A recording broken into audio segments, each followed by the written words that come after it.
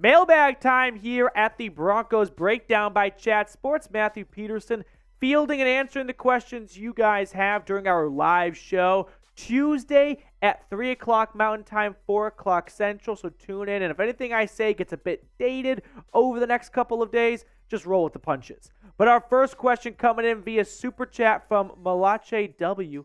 We should trade away Courtland Sutton for a second. We have a ton of good wide receivers, Jerry Jeudy, Tim Patrick, Marvin Mims, KJ Hamler, Kendall Hinton, Jalen Virgil, etc. We can use the cap on an edge rusher. And I think this is a fair idea to have, and not a bad one necessarily. I think the issue is no team wants to trade a second for Courtland Sutton. And how do I know that? This was a pretty bad wide receiver class. How do I know that? The Biletnikoff winner, Jalen Hyatt, went in round 3. The nation's best college football wide receiver last year was the 73rd pick in the draft. That is what the NFL thought of this wide receiver class. So if no one wanted Courtland Sutton for a second, which was better than the wide receivers going in round 2 back in April, who are you finding now? But I don't disagree with the idea of you're loaded at wide receiver. You have a first and a third in next year's draft. Your second belongs to New Orleans. Why not get back to even par and get a first, second, and third for what's probably going to be a pretty important draft if things don't go well in 2023? So I don't disagree. I just don't know if you're going to find a team who wants to give up a second. I'm Frey. What's going on? Who do you think will come in first, second, third, and fourth in the AFC West? All right, got some prediction time here. First, until proven otherwise, I'll go with the Chiefs. They've won it X many years in a row. I don't even want to count at this point. I'll go with Kansas City. Second, I'm going to go with the Chargers, although the Chargers are always good to Charger. So never rule out them bottoming out. I'll go Denver third and Vegas fourth. I think the Raiders are going to be bottom 3 team in football. They might be picking first in the draft. I think they might be that bad this year. Wilson's burner idea. Sign DeAndre Hopkins and trade Courtland Sutton. So kind of like the question we had a little bit earlier on. Okay. Interesting idea. Hopefully by the time you're watching this, D-Hop has not been signed, but I don't disagree with it at the surface level, right? I mean, for starters, compare Courtland Sutton and DeAndre Hopkins over their last 3 seasons played. For Sutton, I went back to 2019 because, well, he only played 1 game for the ACL injury. And, I mean, Sutton's got a couple more yards, but he's also played 14 more games than DeAndre Hopkins in that time span. So, yeah, no one's going to really argue that Courtland Sutton is better than D-Hop. So, Wilson's burner, I don't know if this is Russell Wilson, and if so, I could see why maybe you'd rather have DeAndre Hopkins than Courtland Sutton over what he's done the last few seasons. But not one of the worst ideas in the world. Again, can you find someone to trade for Courtland Sutton? Don't be shocked if the Lions end up picking up the phone in training camp, right? What if Detroit's like, we're there, but Jameson Williams is suspended for the first 6 games of the season. We want to really make sure Jared Goff has everything to be successful. The NFC North has never been more wide open without Aaron Rodgers. Let's get it done. Let's just find a way to get it done. And if that happens, Diop's probably gone at that point. But I think the stars won't align for Hopkins to come to Denver. But if they could find a way to move on from Sutton and someone's willing to give up a second-round pick for him, yeah, I'll take Hopkins in a second over Courtland Sutton. I'd be crazy not to. So what do you guys think? Would you sign D-Hop and trade Sutton like Russell Wilson's burner suggested? Yes or no?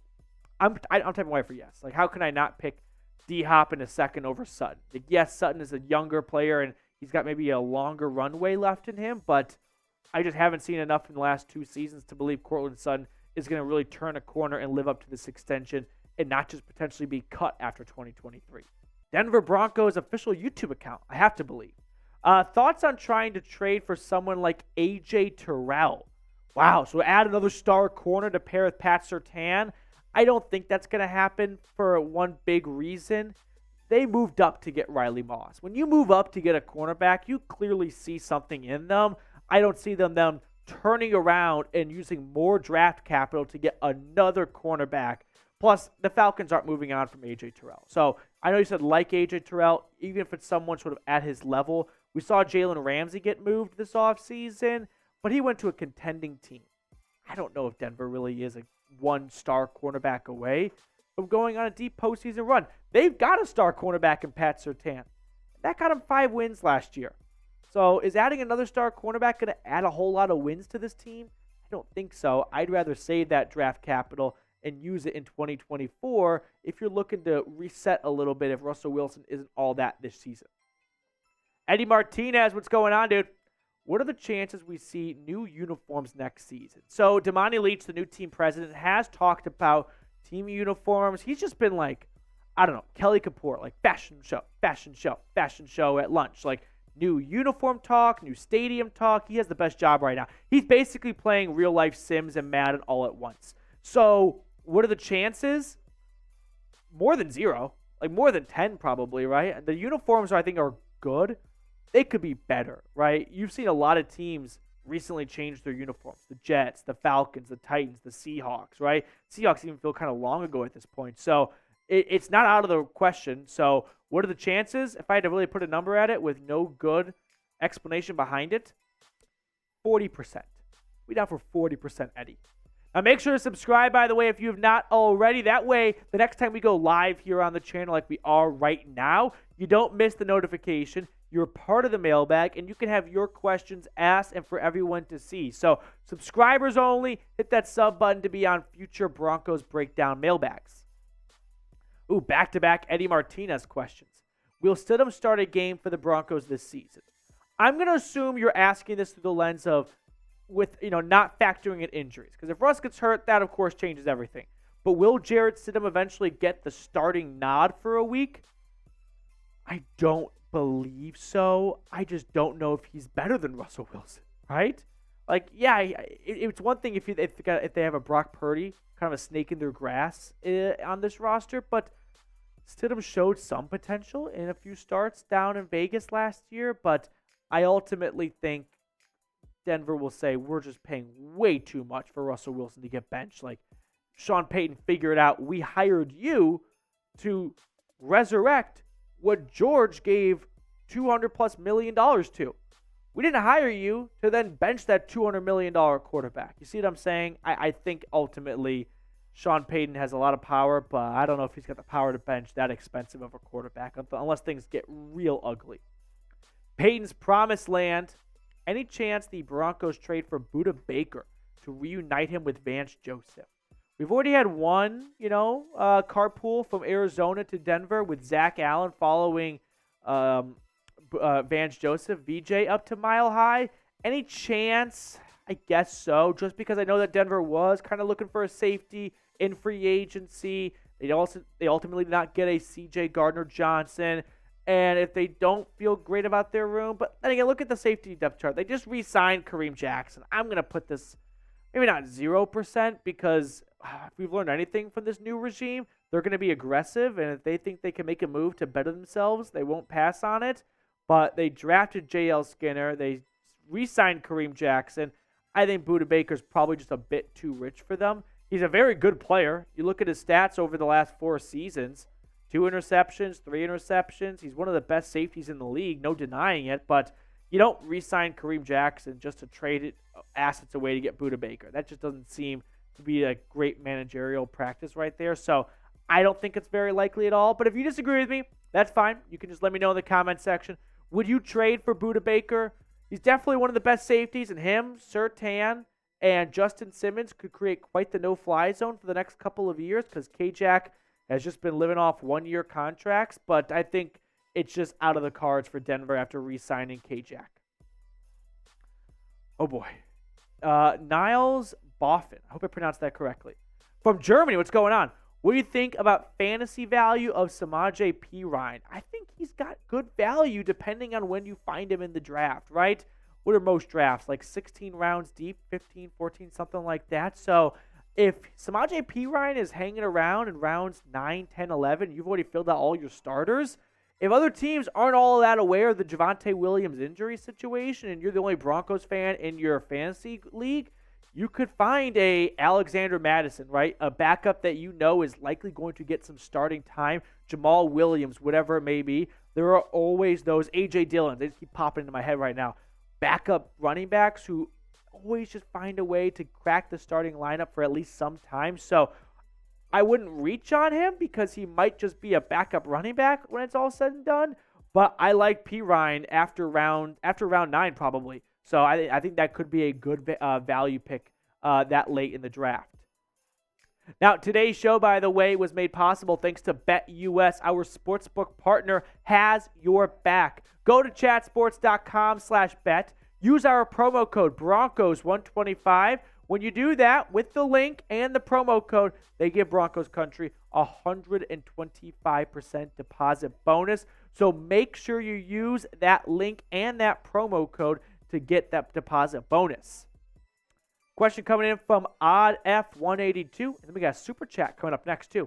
Do you think the Broncos should get rid of Randy Gregory for some draft picks? George Paton is not moving on from his marquee free agency signing after one season. Like, he wants to see it play out at least for one more year.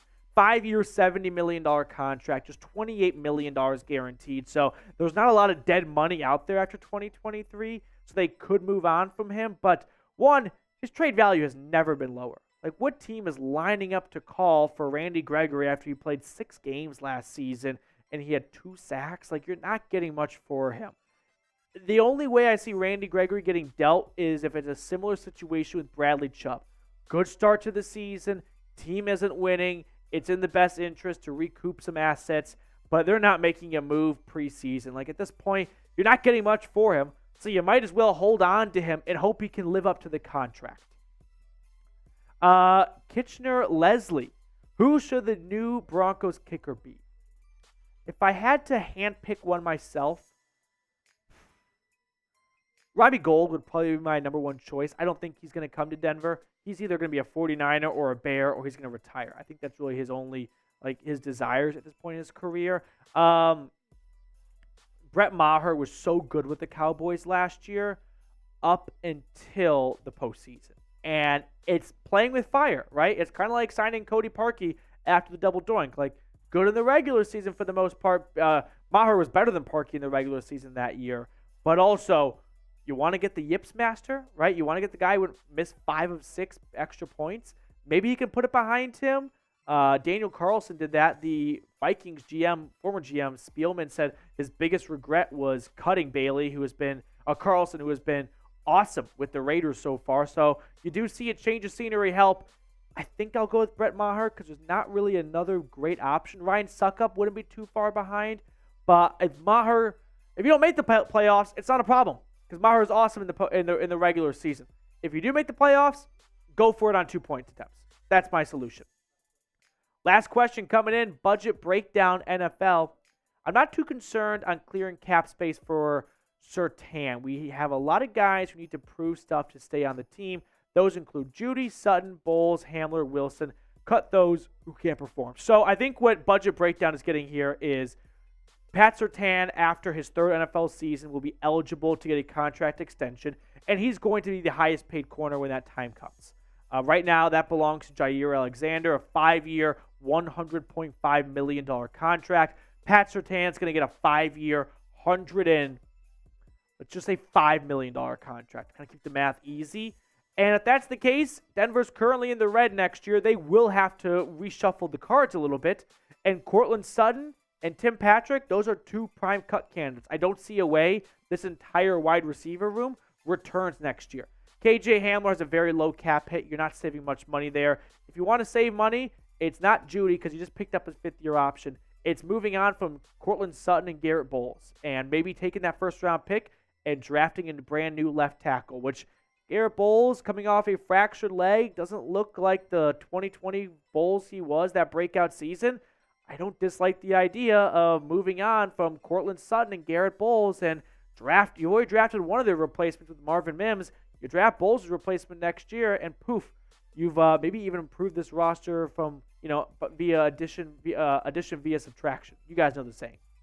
That's going to do it for us on this mailbag. Thank you guys so much for tuning in, making us a part of your day. We will sign off and let you enjoy the rest of your day.